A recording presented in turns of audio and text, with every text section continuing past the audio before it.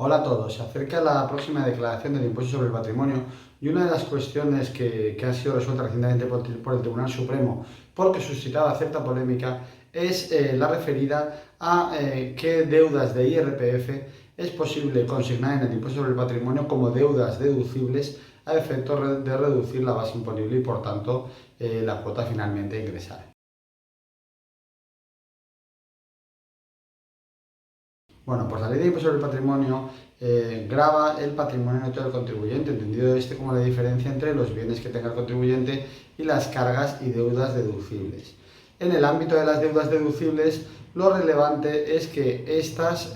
son aquellas deudas respecto a las que el contribuyente debe responder a la fecha del devengo del impuesto, es decir, a fecha 31 de diciembre. Bueno, pues en esta tesitura parece evidente que la deuda de IRPF generada en el ejercicio en curso y que se devenga igualmente el 31 de diciembre es una deuda de la que el contribuyente tiene que responder y que por tanto sería perfectamente deducible y se podría incluir en la declaración del impuesto sobre el patrimonio sin ningún tipo de problema. Sin embargo, se plantea la duda en relación con las deudas de IRPF de ejercicios anteriores que se notifican al contribuyente en un ejercicio porque ha habido un procedimiento de comprobación. Pensemos, por ejemplo, en los IRPFs de hace 2, 3, 4 años que son comprobados por la Administración y ahora en 2023 pues, nos notifica una liquidación tributaria y por tanto nos vemos que tenemos sobre la mesa una deuda tributaria de IRPF en la que se nos exige a ingresar un importe adicional que en su día se pagó.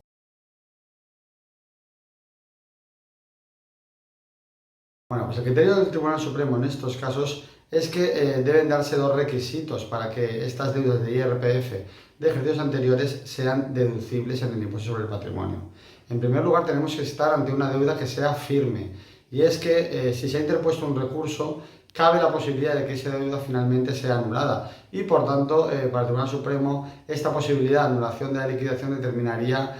o generaría dudas en cuanto a la obligación de responder de la misma y por tanto no se consideraría una deuda deducible. No obstante, lo anterior hay que entenderlo en el sentido de que si finalmente ese recurso fuera desestimado, pues sí que tendría el contribuyente la posibilidad de solicitar la rectificación del impuesto sobre el patrimonio en el que debió incluir la deuda porque la ingresó en ese ejercicio, pero que no se le dejó deducir porque había interpuesto un recurso frente a la misma. En segundo lugar, tenemos las deudas que han sido recurridas, pero que están suspendidas porque se ha aportado un aval o una garantía para suspender la deuda mientras dura el recurso. Bueno, pues en este caso, precisamente esa suspensión de la deuda impide su cobro por parte de la Administración tributaria y por tanto hace que el contribuyente no deba responder de esa deuda 31 de diciembre y ello impediría que esta deuda pueda ser considerada como gasto deducible en el impuesto sobre el patrimonio.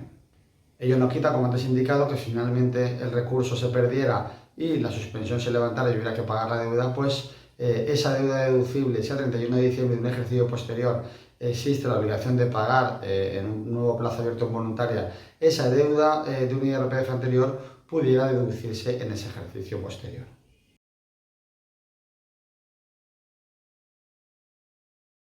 Por último, corresponde plantearse en qué ejercicio de impuesto sobre el patrimonio corresponde imputar una deuda derivada de un IRPF anterior. Pues bien, la respuesta del Supremo en este caso es clara y al final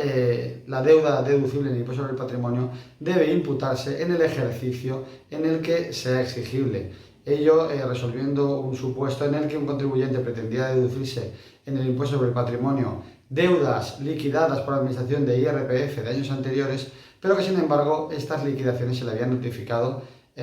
posteriormente a la presentación del impuesto sobre el patrimonio. Es decir, este contribuyente, cuando fue a presentar el impuesto sobre el patrimonio, todavía no tenía sobre la mesa esas liquidaciones de IRPF y por tanto todavía no tenía ninguna deuda de IRPF de ejercicios anteriores de la que responder. Por tanto, el Tribunal Supremo recuerda que son aquellas deudas que en el momento del devengo del impuesto sobre el patrimonio, 31 de diciembre, tenga que responder de ellas el contribuyente y eso es lo que puede determinar y debe determinar su posibilidad de deducción.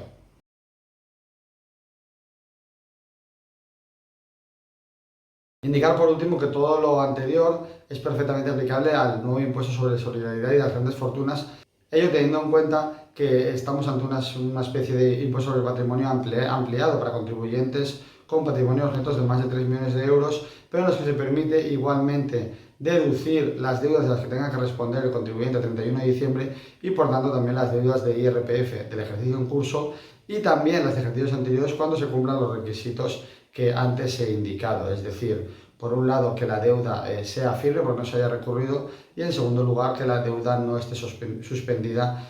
por la interposición de algún recurso mediante la presentación de alguna garantía como aval, hipoteca, etc. Bueno, pues espero que el comentario haya sido de interés, sobre todo ahora que se acerca la campaña de renta y la campaña del impuesto sobre el patrimonio. Y como siempre, un cordial saludo y muchas gracias por vuestra atención.